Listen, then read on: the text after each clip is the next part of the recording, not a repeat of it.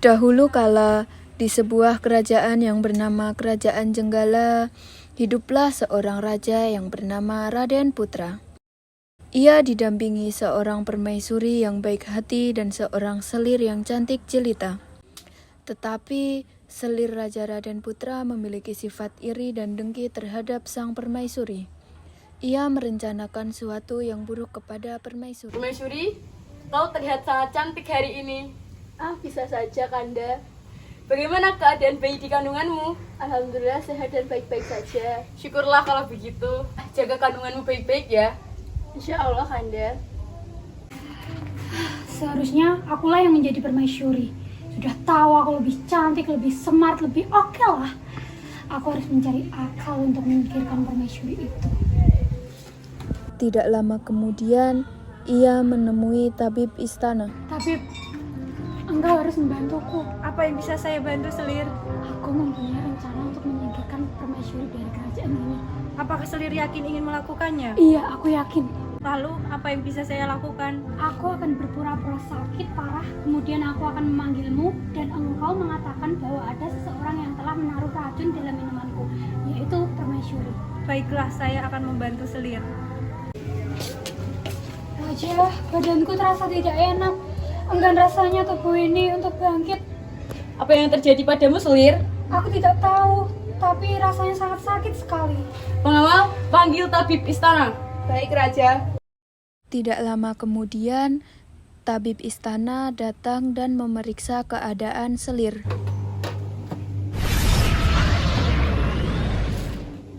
Tabib, apa yang terjadi pada Selir? Ada seseorang yang meracuni minuman Selir.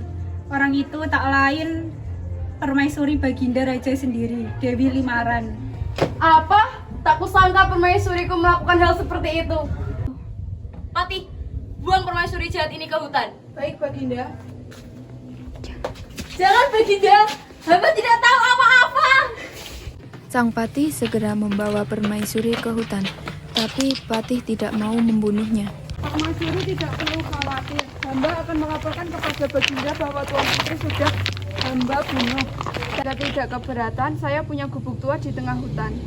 Baik, Patih. Terima kasih atas kebaikanmu. Patih kemudian kembali ke istana dan menemui Patih, raja. apakah kamu sudah melakukan tugas yang saya perintahkan? Sudah, Baginda. Saya sudah melaksanakan tugas dari Baginda. Bagus, like this. Setelah beberapa bulan berada di hutan, lahirlah anak sang permaisuri. Bayi itu diberi nama Cindelaras. Cindelaras tumbuh menjadi seorang anak yang cerdas dan tampan. Suatu hari, ketika sedang asyik bermain, seekor Raja Wali menjatuhkan sebutir telur. Wah, ada telur. Raja Wali itu baik sekali. Ia sengaja memberikan telur ini kepadaku. Aku harus segera pulang sekarang dan memberitahu ibu. Ibu pasti senang sekali. Ibu, aku mendapatkan sebutir telur dari Raja Wali. Wah, rawat dengan baik telur itu ya, nak? Baik, Ibu. Setelah 3 minggu, telur itu menetas tumbuh menjadi seekor ayam jantan yang bagus dan kuat. Tapi ada satu keanehan. Bunyi kokok ayam jantan itu sungguh menakjubkan. Kukuruyuk. Tuanku Cindelaras, rumahnya di tengah rimba, atapnya daun kelapa, ayahnya Raden Putra. Apa? Ayamku berkokok aneh sekali. Ibu, ayamku berkokok aneh sekali. Ia mengatakan bahwa aku adalah putra dari Raden Putra. Apakah yang dikatakan ayamku benar, Ibu? Benar, nak. Kamu adalah putra dari Raden Putra, raja dari Kerajaan Jenggala. Berita tentang kehebatan ayam Cindelaras tersebar dengan cepat. Raden Putra pun mendengar berita itu. Kemudian, Raden Putra menyuruh pengawalnya untuk mengundang Cindelaras. Hamba menghadap Paduka. Anak ini sangat cerdas dan tangguh. Sepertinya dia bukan keturunan dari rakyat jelata. Aku dengar ayammu sangat tangguh. Aku akan mengujinya sekarang. Baiklah kalau Baginda menghendaki seperti itu. Tetapi saya mengajukan satu syarat. Jika ayamku yang kalah, kepalaku siap dipancung.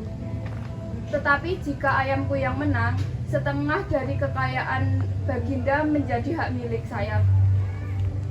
Oke, baiklah, aku mengaku kalah. Akan aku tepati janjiku. Tapi, siapakah kamu sebenarnya, anak muda?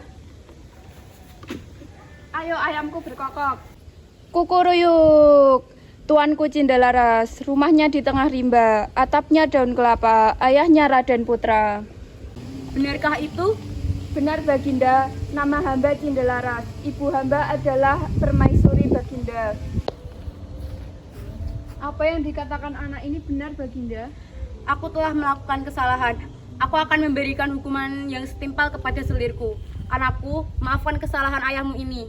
Tidak apa-apa ayah, yang lalu biarlah berlalu.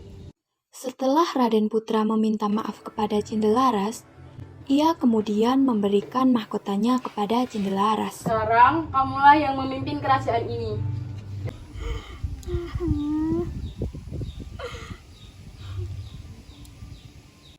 Akhirnya Raja Raden Putra, Permaisuri, dan Cindalaras dapat berkumpul kembali dan hidup bahagia bersama rakyat mereka untuk selamanya.